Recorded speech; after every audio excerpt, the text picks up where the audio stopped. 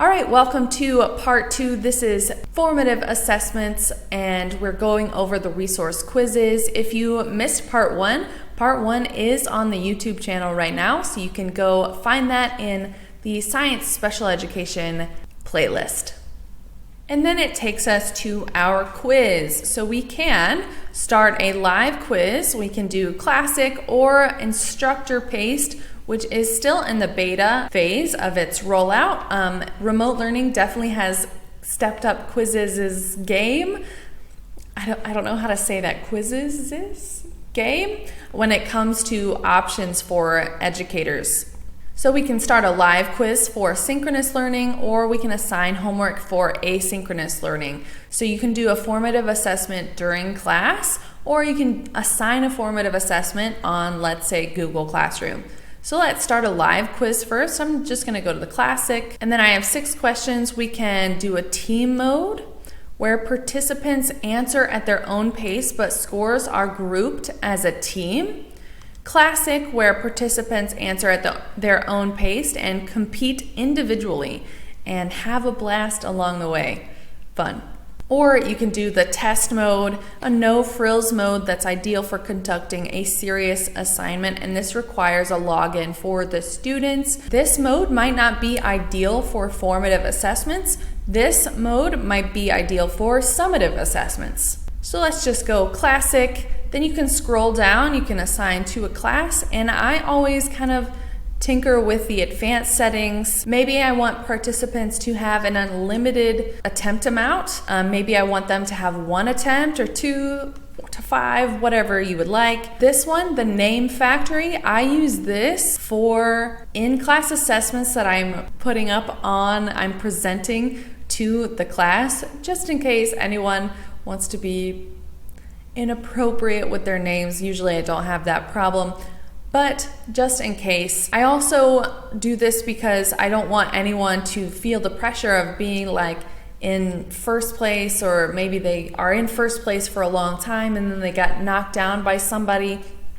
If a student wants to be anonymous, I want to honor their wishes if I'm presenting the scores to the whole class. You can choose to show the answers during the activity or not. You can choose to show the answers after the activity. This one might be a no if you are allowing multiple attempts. You can choose to shuffle the questions. I usually do this. Shuffle answer options. I always shuffle answer options just in case I have too many A questions or whatever. And then you can continue, and it will give students a code, much like Pear Deck or Kahoot, I think even has a code. You can even share a link, post it to Google Classroom or Microsoft Teams, Canvas, Schoolology, so you can post it to Schoolology or Twitter, etc. All right, and then it'll show you, once we're ready to start, it'll show you all the students who have joined. So let's go ahead and start.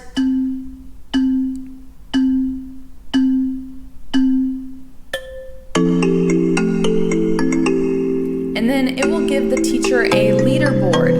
In an instructor-paced game, it will give you the questions and it will allow you to control the pace of the game, and everyone will be on the same question at the same time. This is really good for in-class formative assessments if you want to do instructor-paced. So this is what it looks like on the student side. So I can put in my name. I can choose to have the music in the background. I can choose to have memes after I answer a question. It will give me a meme. It can read the questions out loud to me too, as well as the answer choices. And I can choose to turn on or off the sound effects. So let's go ahead and start. And then I can choose a theme. This is the student mode. Let's go classic. All right, so let's get started to answering the first question. What is the difference between formative and summative assessments? There we go, and then I got that question correct. It'll show me a meme,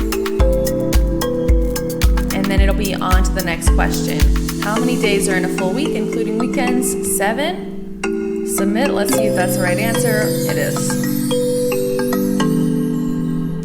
whole time. Definitely Friday. And here's a question I can check multiple.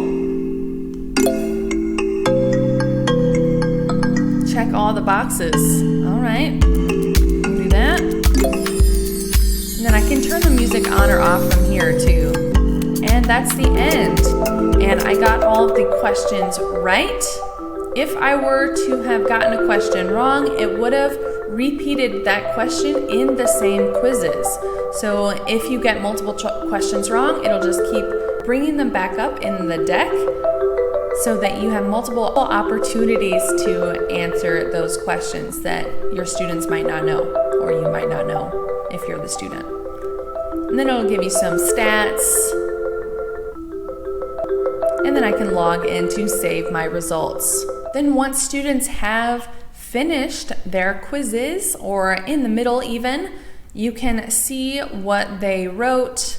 You can see what everyone got right, what they got wrong. And this is a good way, if all of question 1, if all of these are red or if all of these are green, it means either you need to cover something in class again, or you're good to go and your students, it seems like they know that question, what that question is asking. Then after everyone completes their quiz, you can also show the time taken, 5, 7 seconds, 5 seconds, 8 seconds. You can choose the individual questions, see how students did on the individual questions. And of course, there's only one student here. You can also download the results. It'll give you an Excel sheet, or you can end, and we get taken back to this page.